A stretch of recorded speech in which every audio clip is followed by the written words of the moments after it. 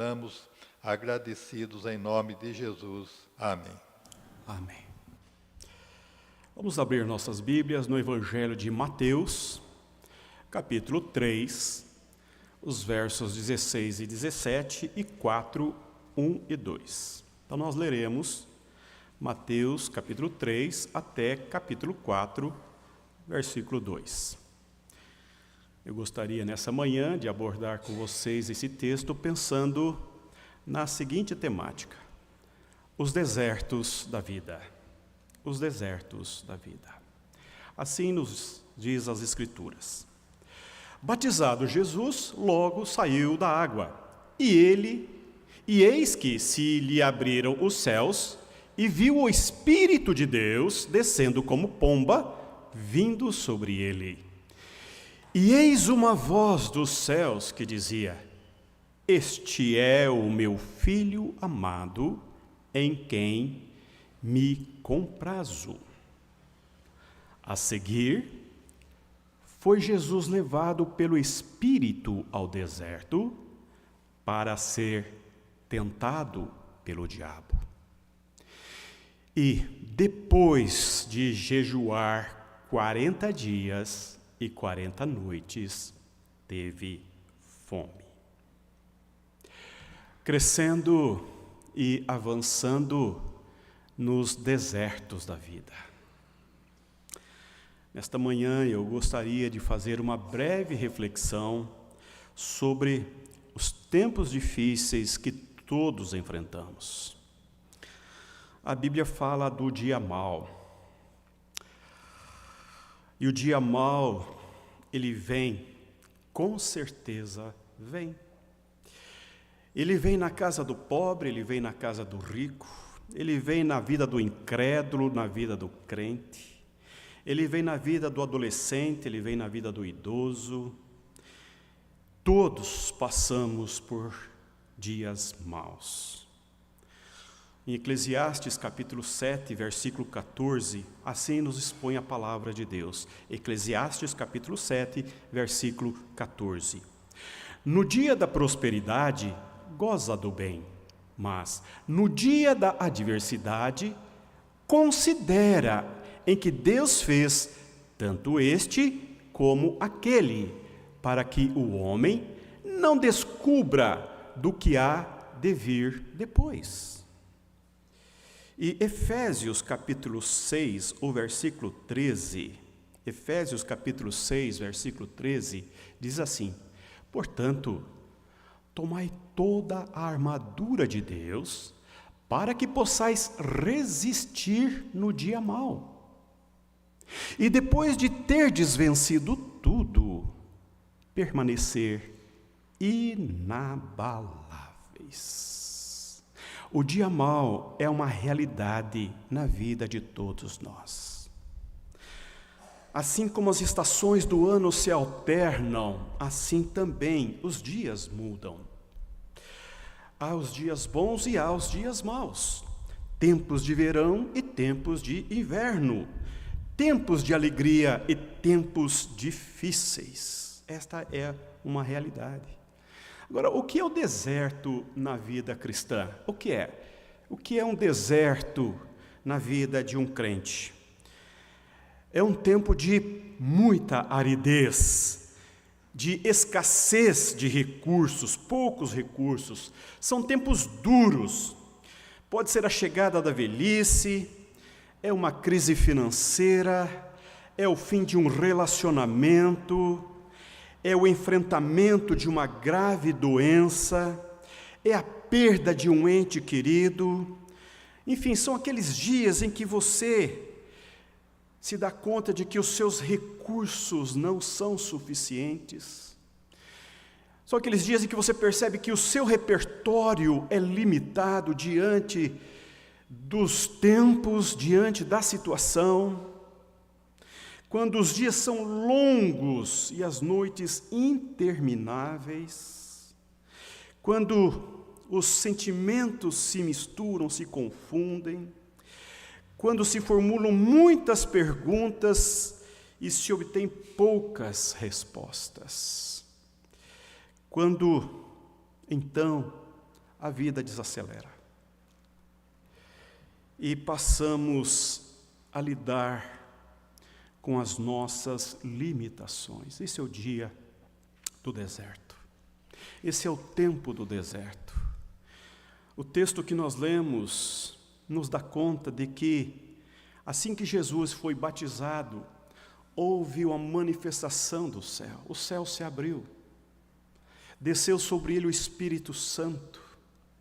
E ao abrir-se o céu, uma voz se ouviu.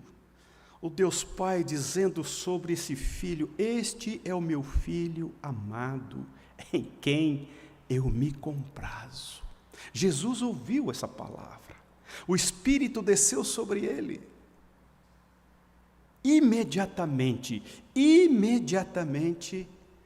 diz-nos a palavra que o Espírito Santo conduziu para o deserto. Jesus acabava de ser batizado. Houve a manifestação do Espírito sobre ele. Houve a manifestação do Pai eterno sobre ele, dizendo que eu amo esse filho. Imediatamente ele vai para o deserto. Era o tempo do deserto. Era o tempo que Deus separou para Jesus. Era o tempo em que ele ia jejuar e orar por 40 dias e 40 noites. E depois diz no texto que ele teve fome. Tempos de escassez. Tempos de deserto. Tempo em que há tantas carências, tantas necessidades, poucos recursos. Deus propôs a Jesus o deserto. Portanto, meu irmão, minha irmã, eu quero dizer para você nessa manhã, esteja certo, o deserto vem, ele vem. Ele vem inadvertidamente, inesperadamente, indesejavelmente, mas ele vem. Assim como os bons dias estão presentes na nossa vida, também os maus dias chegam a nós, e chegam, às vezes, de forma dura, complexa, testando os nossos limites, confrontando os nossos recursos. Quero dizer para você nesta manhã que, nesses tempos em que nós somos colocados em tempos de aridez, em que os nossos pensamentos formulam questões difíceis, complexas, em que nós não encontramos respostas fáceis, e até é danoso, às vezes de prejuízo, procurarmos pessoas para nos consolar, porque às vezes as pessoas vão falar coisas que não podem ser de fato verdades para nós, não fazem muito sentido a nós. E muitas pessoas já experimentaram no seu tempo de crise, no teu tempo de dor, de angústia, no seu deserto, ouvir impropérios, ouvir acusações, ouvir blasfêmias, infâmias, não é? Como foram os amigos de Jó, diante da sua dor, da sua perda, do seu desespero, da sua doença, da sua enfermidade. Às vezes as pessoas não estão preparadas para ajudar-nos a lidar com o nosso deserto. Às vezes o cônjuge está em outro momento, com mente, com o coração voltado a outros lugares, e não está percebendo as angústias da alma, a aflição que está doendo no coração, as dores sentidas na alma, as angústias, os temores, os medos, a fobia que está presente no coração, e as indagações que nós não temos coragem nem mesmo de falar em voz alta, ficam na nossa mente, perturbando, desassossegando o nosso pensamento. Eu quero dizer para você que você é gente como eu, essas coisas acontecem com você e acontecem comigo, essas coisas acontecem naturalmente. Isso só revela para mim uma coisa, para dizer para nós que nós somos humanos, na real acepção da palavra humanos, somos gente. E a coisa mais importante quando nós entramos no deserto é sabermos que o deserto está nos proposto porque nós somos humanos. E é nesta humanidade que nós vamos para o deserto. É nesta humanidade, nessa falta de recursos, nessa falta de repertório, nessa falta de condições, de possibilidades em nós mesmos que nós somos colocados em limites, em situações conflitantes, às vezes Deus nos encurrala entre o Mar Vermelho e entre o exército do inimigo. Às vezes Deus nos encurrala, depois de atravessarmos um deserto, vem aquele mar enorme e as perguntas se formulam. Deus nos coloca em uma situação de aperto e então é preciso lidar com aquilo que temos. E o que temos, o que se revela é aquilo que nós somos: desprovidos, carentes, necessitados. Nós não temos estrutura emocional, nós não temos estrutura física, nós não temos estrutura espiritual para fazermos frente aos embates que às vezes solapam os nossos sonhos, os nossos projetos, a nossa saúde, o nosso casamento, os nossos dias que se tornaram tão inóspitos e tão indesejáveis.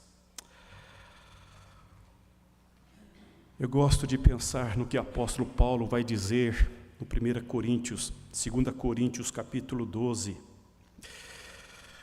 Ele vai dizer o seguinte: olha, foi-me posto na carne um espinho, foi-me posto. Foi-me colocado um espinho na carne e eu orei. Como eu faço como cristão, eu orei. Eu orei 3 vezes para que Deus me tirasse esse espinho, porque esse espinho era como que um instrumento do diabo para me esbofetear, para me machucar, para me ferir. Quantos de nós, às vezes, sentimos-nos humilhados, falidos, quando nós não temos recursos, condições, possibilidades de darmos respostas aos desafios da vida. O apóstolo Paulo está dizendo para você e para mim nessa manhã: por causa disso eu oro. E então a resposta que vem do céu, depois de um grande silêncio, é: a minha graça te basta. A minha graça te basta. Versículo 9 do capítulo 12 da segunda carta aos Coríntios. E ele vai dizer: a minha graça te basta, porque o poder se aperfeiçoa na fraqueza. Veja que coisa extraordinária o deserto nos ensina. Veja que coisa maravilhosa quando nós sabemos aproveitar, lidar e nos encaminharmos nesses tempos inóspitos da nossa alma, da nossa vida e do nosso coração. A minha graça te basta, porque o poder se aperfeiçoa na fraqueza.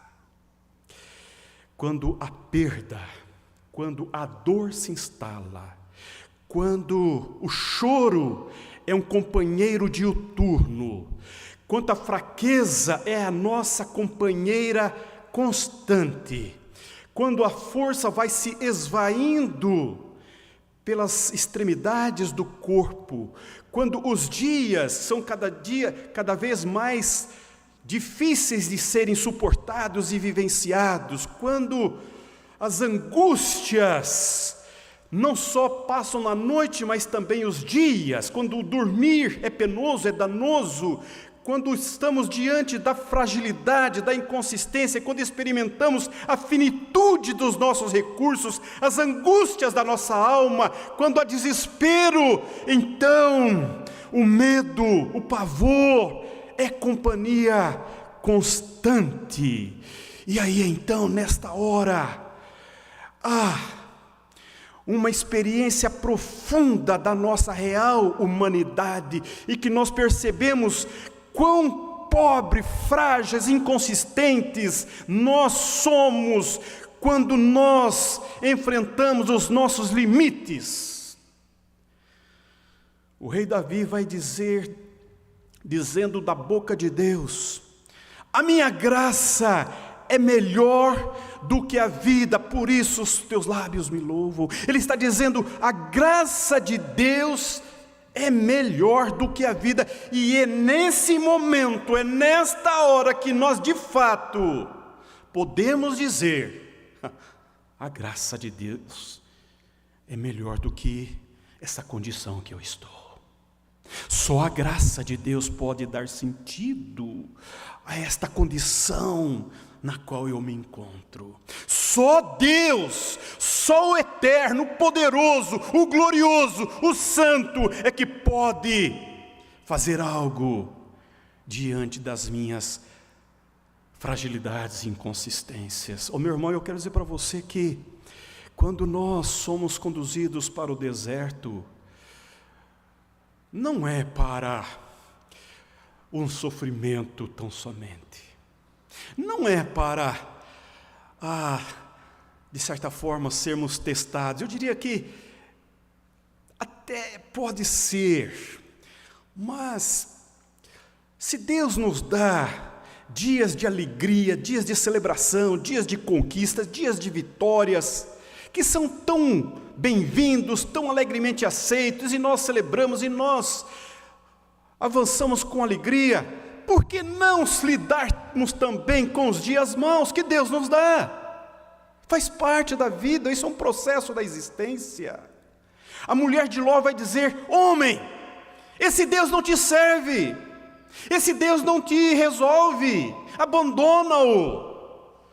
Esta é a condição de muitos diante do dia mau, diante do deserto, diante do sofrimento, diante da dor, diante da angústia. Quer romper, quer sair, quer buscar uma alternativa. Não há. Para nós, não há. Jó só vai ter um caminho. E o caminho que ele toma é ir para Deus. E ele vai para Deus, e ele entra em Deus, e ele conversa com Deus, e ele abre o seu coração a Deus, e ele escancara a sua alma a Deus, e ele extravasa o pus da alma, ele rasga o peito, e ele dá nome às suas dores, às suas angústias, aos seus desesperos, e ele entra corajosamente em Deus, e nessa dor, e nessa tragédia, e nessa dificuldade existencial, ele vai com toda a sua dor, com todo o seu desespero, com a sua falta de repertório. Eu quero dizer para você, meu irmão, minha irmã, que os dias maus são grandes oportunidades que o Senhor nos dá para, em primeiro lugar, termos a profunda experiência da nossa humanidade. Sabermos que somos gente, que somos fracos, que não temos a força como gostaríamos de ter. E como isso é importante para você e para mim.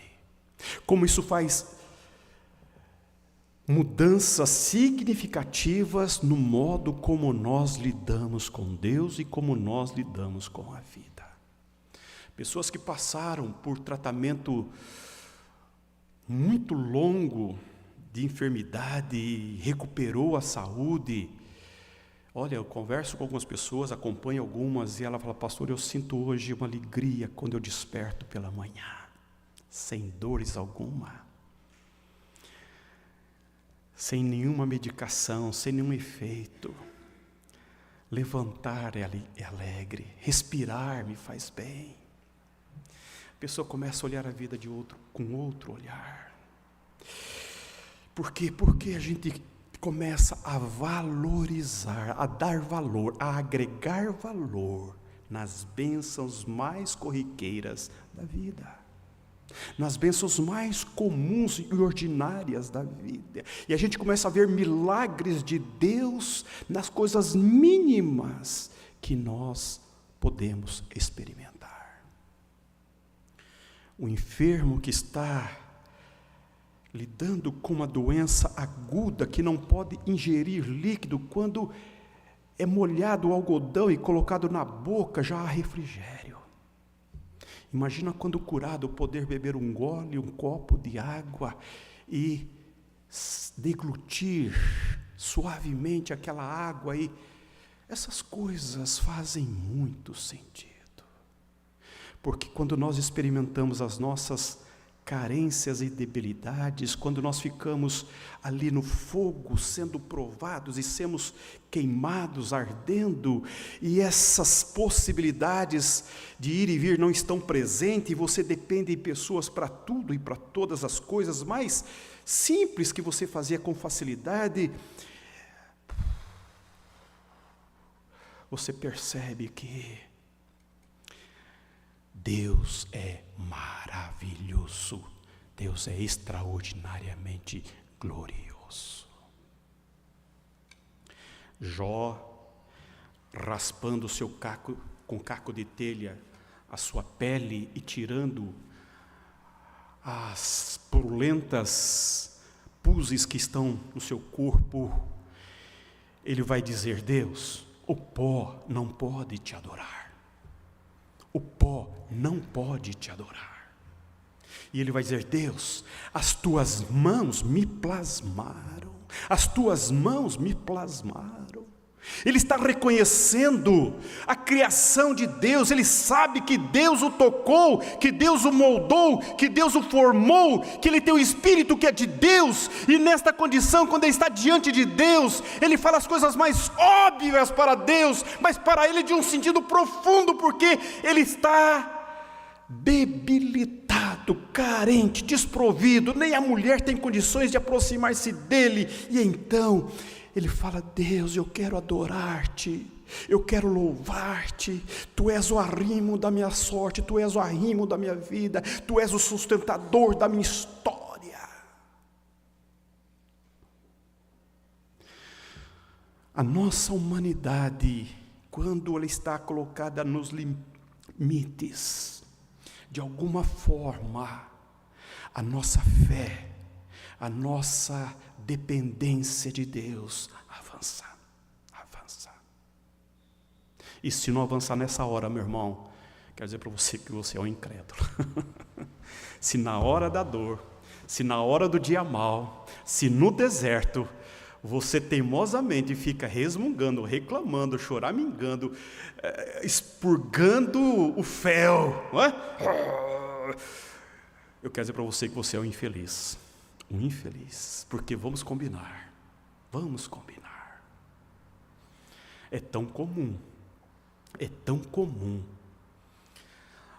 a mediocridade é tão comum, a infantilidade é tão comum, esta imaturidade das pessoas, mas nós não, nós sabemos, por é isso que Paulo vai dizer lá em Efésios: abrace toda a armadura de Deus, para que possais suportar o dia mau. Ele não fala que poderá vir o dia mau, não, você vá com as ferramentas, com os recursos da graça de Deus, porque o dia mau vem, ele vem, e você deve suportá-lo. Como suportá-lo? Com os recursos das armaduras de Deus.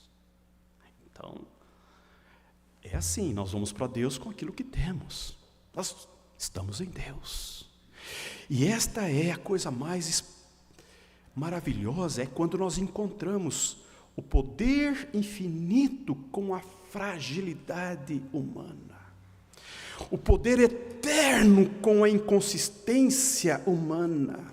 Quando nós experimentamos a graça maravilhosa com a desgraça humana, é quando nós experimentamos o amor que abraça aquele que está desprovido, carente, debilitado, ilhado, sozinho.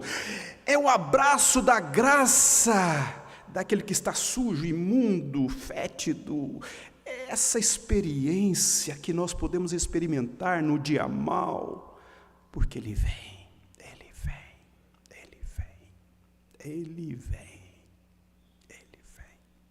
Eu quero dizer para você, meu irmão, minha irmã, eu não sei como você está aqui nesta manhã. Qual foi a semana, como você passou a semana e quais são os próximos dias, como você está lidando com as suas perguntas, com seus questionamentos, com o seu processo histórico. Mas eu preciso dizer uma coisa para você. como é importante nós desenvolvermos uma relação de pessoalidade em dependência do nosso Deus. Sabe por quê? Porque hoje nós vivemos confortavelmente com muitas coisas. Temos fartura. Temos uma vida muito boa, temos condições razoavelmente boas, seguras. Mas às vezes é bom viver como se nós não as tivéssemos. Às vezes faz bem não gastarmos nosso recurso, nosso dinheiro em coisas que nós gostamos.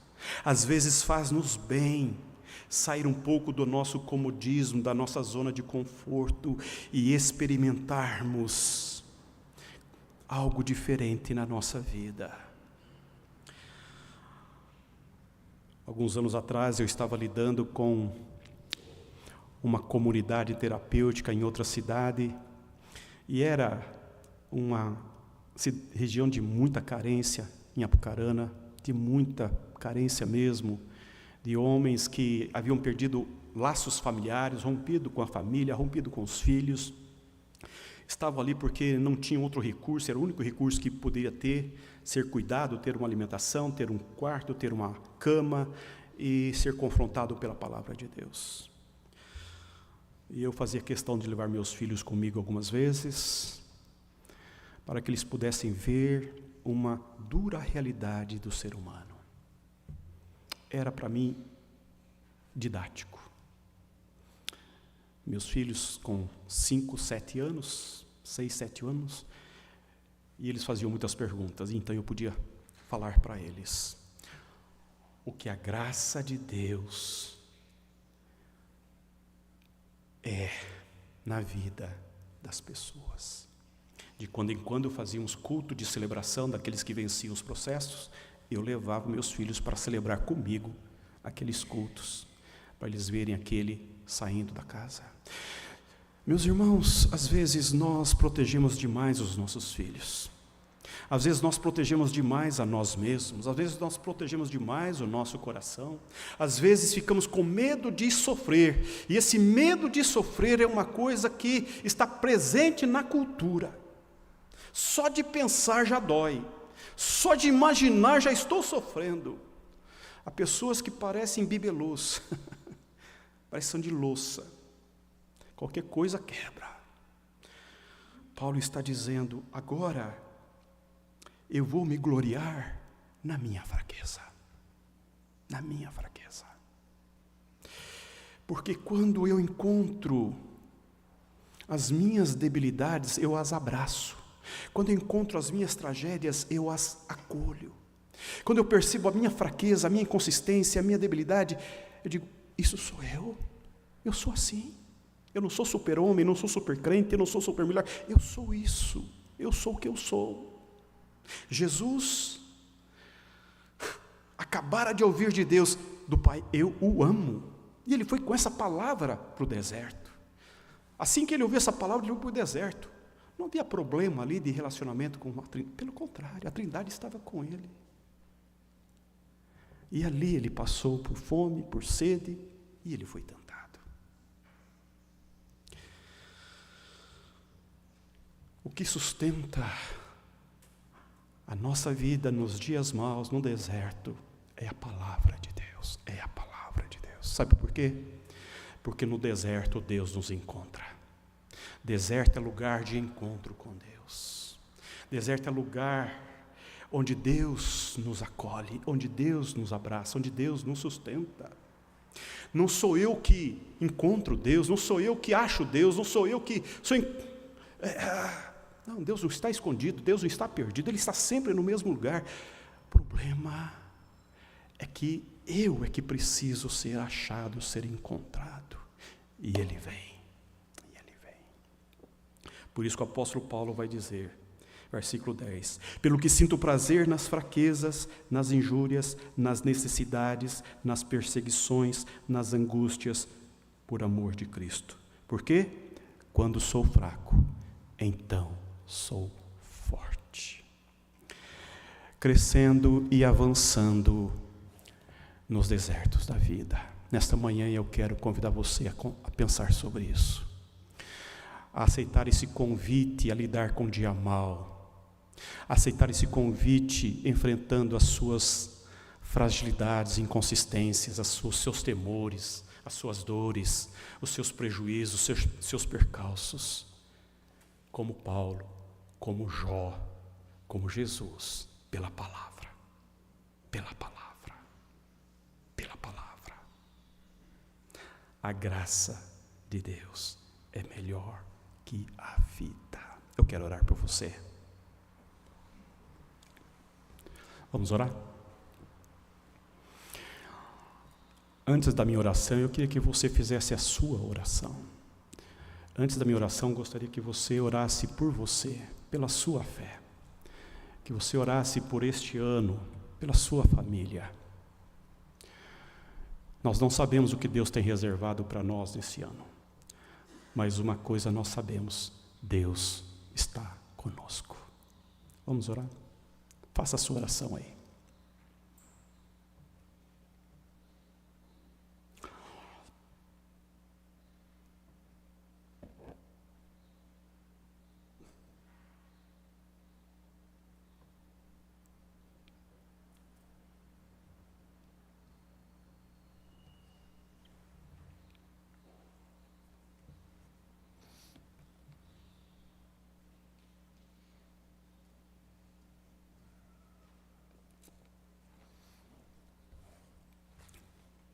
Querido Deus e bondoso Pai, nesta hora de culto tão sublime, tão singela, tão importante, quando fazemos culto ao Deus da nossa vida, reconhecendo que somos fracos, débeis, inconsistentes, que somos humanos no real sentido da palavra.